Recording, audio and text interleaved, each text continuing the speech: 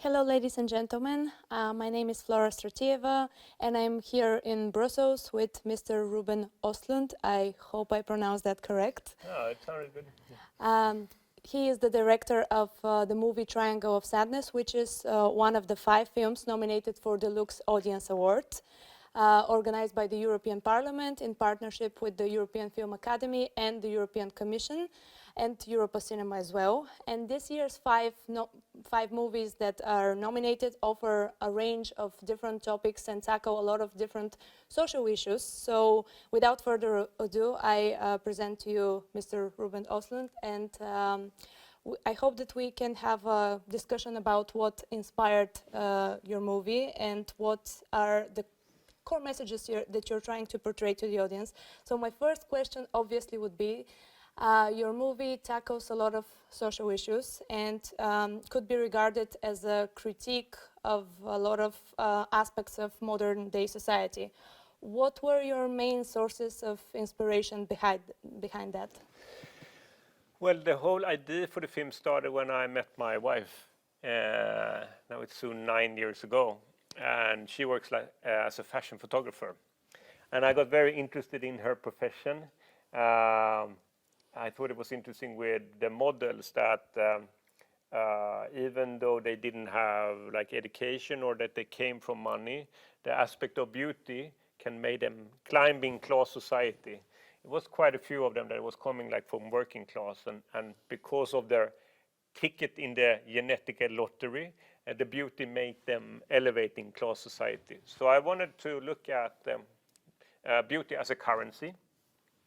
And I was very interested in this because of the times that we are living in, when we live such an image-based society where we constantly are presenting ourselves with pictures of ourselves. Especially in regards to social media. Exactly. So there's something about the currency of beauty that have become even stronger in our times of the social media and these digital times. So I think that was a little bit of the starting point. And when it comes to all of my films in some way, I think that I look at an economical aspect of how the industries that are selling products and using beauty in a way to promote themselves, how they are function. And I thought it was very interesting when my wife told me about the different strategies of the different fashion brands. For example, if you look at a fashion brand like Balenciaga, that consider themselves to be like an exclusive brand for a smaller scale of consumers, she made me aware of that. They hardly never smile. Yeah, so the marketing strategy, like the higher the prices, yeah. The more unwelcoming the models. Yeah, exactly. Then you're positioning yourself from a scale when you're also buying these clothes. So, okay, welcome to the group of H&M. It's a smiling group of where everybody is welcome. And then if you're putting in a lot of more money, you can also position yourself in a different part of the hierarchy. And I often, when I do my films, I also like to look into like investigations, scientific investigations in some way. And I found one thing that was very interesting that was about zebras on the savannah. And there was a scientist that was looking on the zebras on the savannah, and he was asking himself, how come the zebras have a black and white pattern when they are living on the sandy yellow savannah? Wouldn't it be more efficient if they were in a sandy yellow fur? And he tried to study the zebras, and he tried to study one individual in the herd. But it turns out it's very hard to follow one zebra because they disappear in the herd because of the pattern of the black and white pattern. So what he did was that they sprayed a red dot on the side of one of the zebras, and then you could follow that zebra. But what the consequence also was that it was very quickly taken by lions. So the fur is basically to hide in the herd. And he was making parallels to how the fashion industry is working. Because when we are buying clothes, we're basically trying to buy a camouflage. And we are identifying which part of like the social hierarchies that we think that we are connected to, and we buy the clothes in that group. And therefore it's very efficient, of course, if the fashion industry is changing camouflage every spring and every fall. So you have to consume more clothes. So it's like always in my movies, it's aspects like this that is triggering my interest. So if we regard the movie as a critique of capitalism in a way, in modern day capitalism, let's say, it was very interesting viewing the movie because I come from Bulgaria, which is actually a country with a former communist past, you know. And we were told that capitalism is this cure that would solve a lot of our social issues. But like, for example, last year, a lot of movies criticizing the ultra-rich, the top 1% came out. And I think a lot of these social divisions actually came further during the COVID-19 pandemic. So what is the core message that you're trying to display to the audience? I'm brought up in a home where my mother and my father became left-wing during the 60s movement. And my mother is one of the few that still consider herself a communist. So like a loud political discussion with my brother in my home that is more of a liberal have always existed. So we have always talked politics in my home. But one thing that I think that I'm dealing with a lot in my films is a sociological aspect of our behavior. And Marx was one of the founders of sociology. So there is a certain kind of political approach actually to look at our behavior from a sociological perspective, to put our behavior into a context of a situation, rather than saying that the individual is solitude and acting from our differences, our personal differences.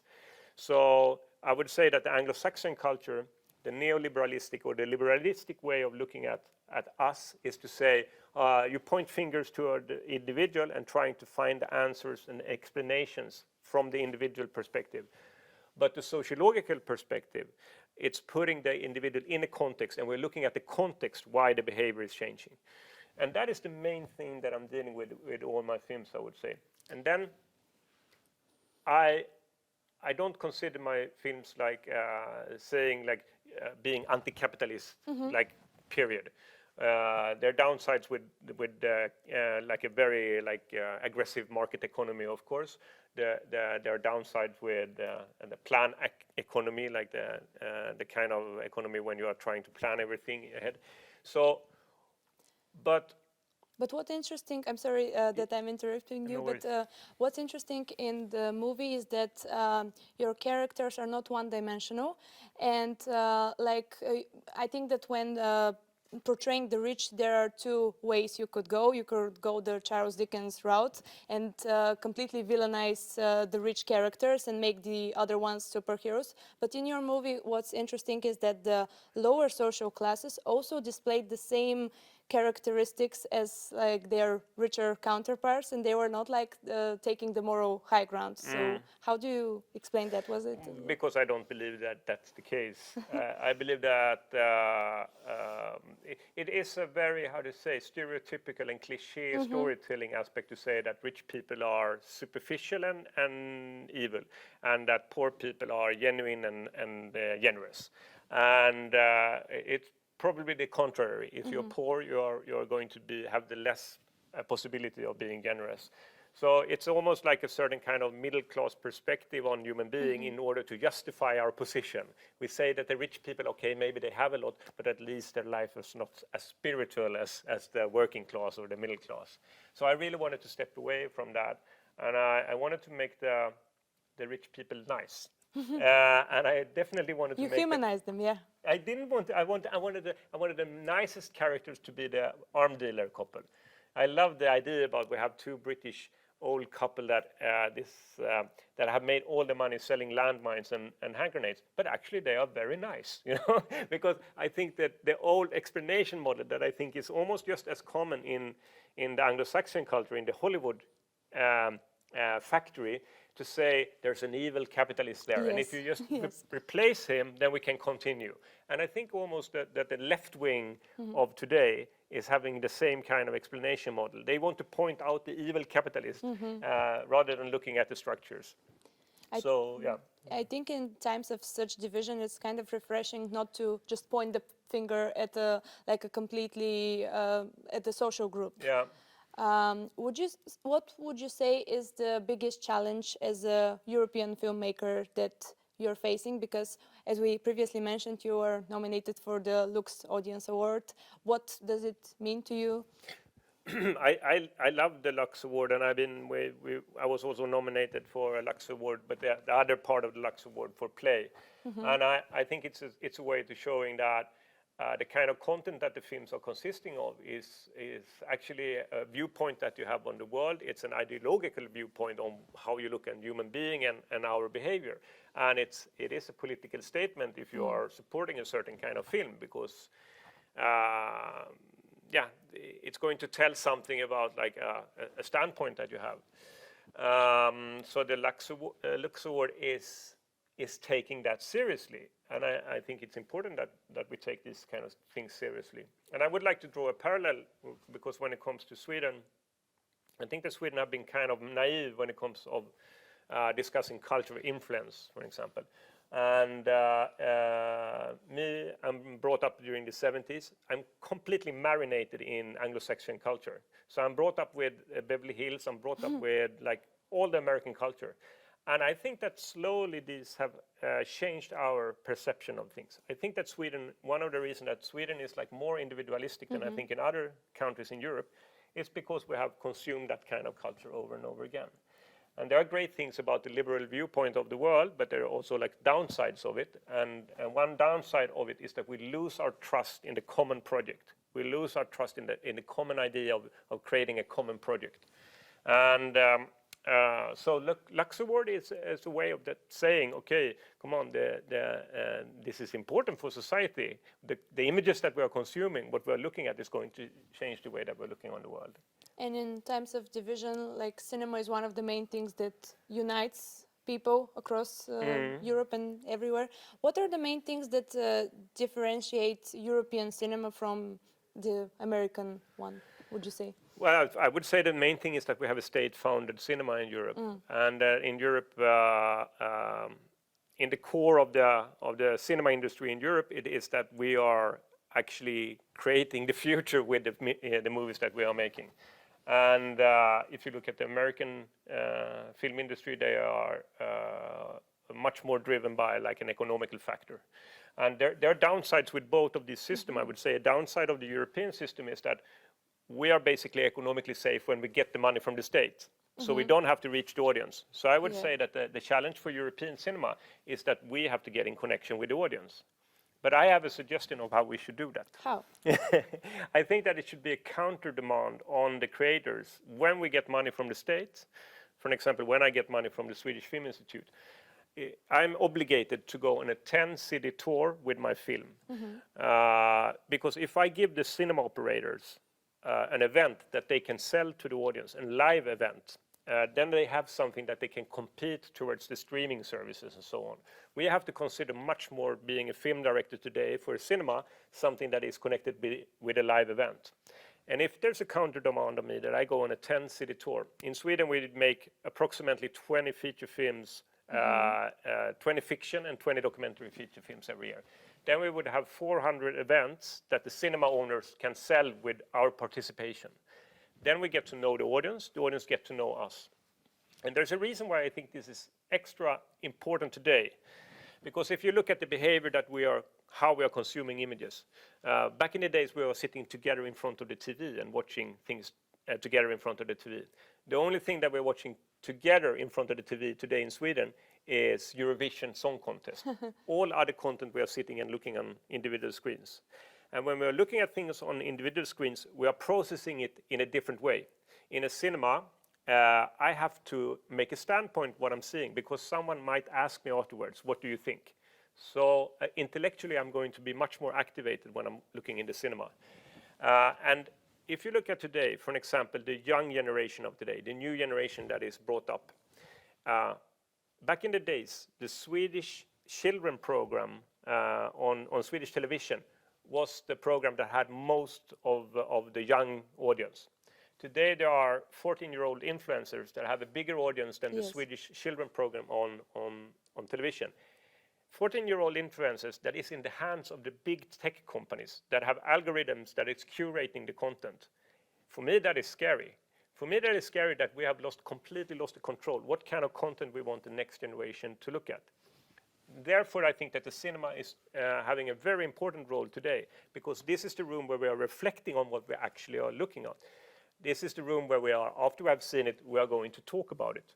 And to have a critical and an intellectual process of what we are watching is something that this room can remind us about, and it can remind the next generation about it.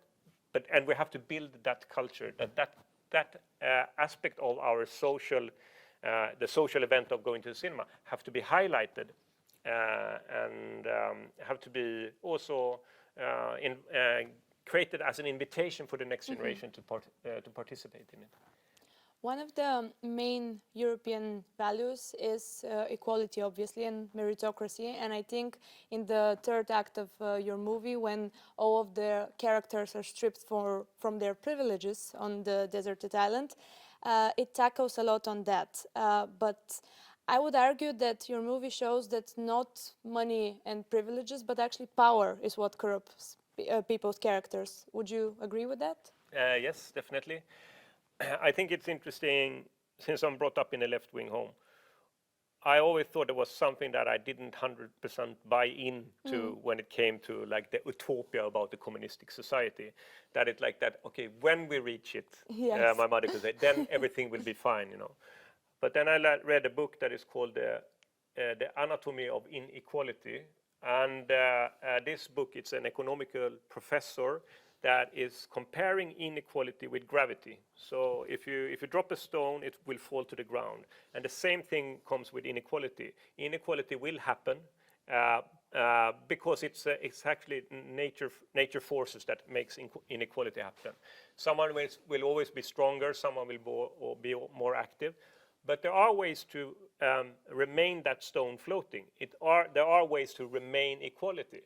But it's an ongoing struggle, and it's a struggle that never will end. It's something that human beings have been very obsessed with. I think that we are very interested in trying to create equality, but it's something that always will be a struggle for us. And so when it comes to the content of Triangle of Sadness, I mean, as soon as you end up in a power, in the top of the power, if you also are used to a certain kind of unsolidaric society, I believe, unfortunately, you're going to start to copy that behavior. And there are many examples of countries that had a kind of like revolution where you have managed to put aside a dictatorship and a corrupt society.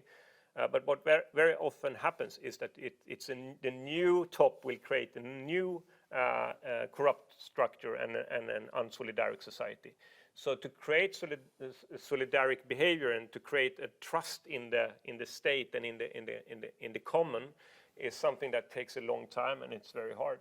And if you're brought up in a totalitarian dictatorship, it's very likely that you're going to copy the behavior when you end up in the top. Exactly. Apart from the social issues, it's very interesting to me how much time does it take for the movie to come from scratch, like for the idea to like kind of grow in your head. You mentioned that it occurred to you when you met your wife, actually. So how much time from like when you had the idea and the final result? Well, there's a little cafe in Cannes where I always have been sitting down together with my friends and the producer and a mentor, Kalle Boman, that has been in the film industry since the 60s. The day after the premiere of the film, like the 5 last films that I've done, we have been sitting down on this little cafeteria, and then we have said, what is going to be the next project? And then I have told them about an idea, about the film that I'm working on. And often it had been taking 3 years in between the films. This time it took 5 years, also because of the pandemic. So between 3 and 5 years from when you have the initial idea of this is the project. And did you expect the great reaction and actually all the reactions that you got about the movie? When it comes to Triangle of Sadness? Yes. No, I'm very happy of the reactions, and I'm very happy about watching the film together with an audience in a cinema, because there was very loud and strong reactions, and I I did a lot of test screenings when I was doing Triangle of Sadness. I was completely focused on that. I want this to be an experience when you watch it together. Yes, a lot of visual effects, a lot of sound effects as well. Yeah, and also pushing it to a certain limit, because I think that at least when I think about when I'm going to the cinema, I want to be challenged in some way about what I'm going to watch. So yes, but I'm happy about that. I couldn't predict it, but I'm very happy about it. And what is the future? What are your future plans? I'm doing a film called The Entertainment System is Down, and it takes place on a long-haul flight. So you can think of a flight that maybe London to Sydney, a 20-hour long flight, and quite soon after takeoff, the passenger gets the horrible news that the entertainment system is not working. Oh. So when the iPhones and the iPads are charging out, we have modern human beings that are completely used to distract ourselves with this dopamine scrolling. Yes. That are doomed to analog boredom. And you like choosing venues like yachts and the next one a yes. plane. Yeah, but I think it's interesting with to have a limited setup in some way. And an airplane is very interesting because then it's also, you have the classes, you have the economy, the business and first class. You have the authorities, you have the crew of the plane, and you have the citizens, the passengers. So it's almost like a little micro-society. And there is a psychological experiment that I've been very inspired of that is dealing with boredom, or when we human beings are dealing with boredom. And that experiment is called the challenge of the disengaged mind. And then they asked test person to go into a room and do nothing for in between 6 and 15 minutes. So a very short time period. And the test person afterwards, they described this as horrible, that they thought it was like completely horrible. Some even compared it with torture. So the scientists added a feature, and it was that the test persons could, if they wanted to, they could push a button and give themselves an electrical shock. And this was of free will. And this electrical shock was very painful, but not harmful. And it turns out that 2/3 of the men are pushing this button and giving them the shock, 1/4 of the women. And there was one test person that was giving himself 190 shocks within the time range of 15 minutes. He would prefer like the dopamine. Exactly. So, and I think this was regardless how much you use a cell phone or which class you come from. So it seems like it's something fundamental for us human beings that we need a forward movement. Otherwise, we don't want to be alone with our thoughts. So this is something of the setup of the next film that I'm going to investigate. That's we're looking forward to it. Like in a few years, maybe we're gonna do another interview. Thank you so much for answering my question. I think that concludes our interview today, and we are expecting seeing more things coming from you. Thank you. Thank you.